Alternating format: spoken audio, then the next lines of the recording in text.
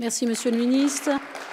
Pour le groupe La République En Marche, nous écoutons Monsieur Olivier Gaillard.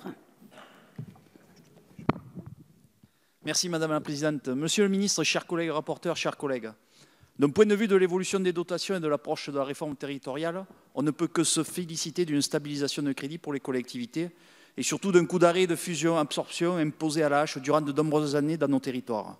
Désormais, l'État assume, en rupture avec les années précédentes, un effort plus important de limitation de la dépense publique.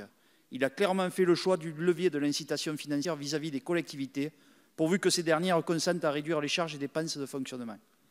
Alors qu'auparavant, ce levier de l'incitation financière était davantage actionné en vue de provoquer des réorganisations territoriales de nature administrative.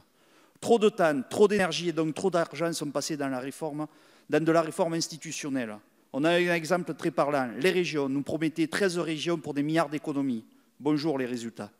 Nous aspirons, comme une majorité d'élus de territoire, de l'investissement de l'action, à un véritable aménagement de territoire.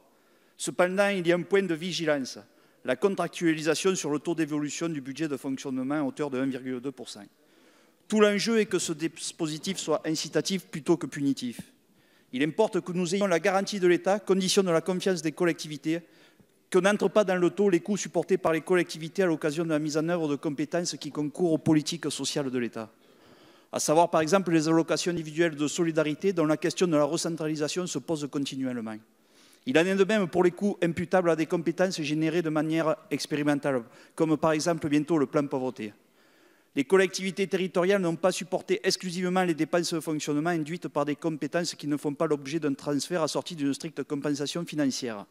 Monsieur le ministre, vous venez de l'annoncer, on a un exemple parlant, ce sont les coûts liés à la prise en charge des mineurs accompagnés qui augmentent dans des proportions non maîtrisables. Ces paramètres dans la prise en compte de la contractualisation conditionnent la qualité des relations État-collectivité. Même si vous avez en partie répondu, aujourd'hui le plus grand risque serait que ces critères soient abstraits et rigides, déconnectés des causes réelles et des rythmes d'évolution de certaines dépenses qui pèsent lourd dans les budgets des collectivités. Aussi, Monsieur le Ministre, comptez-vous affiner les critères d'appréciation du taux d'évaluation du budget de fonctionnement des collectivités qui sont engagées dans ce pacte? Merci, Monsieur le député. La parole est à... on répond tout de suite. Monsieur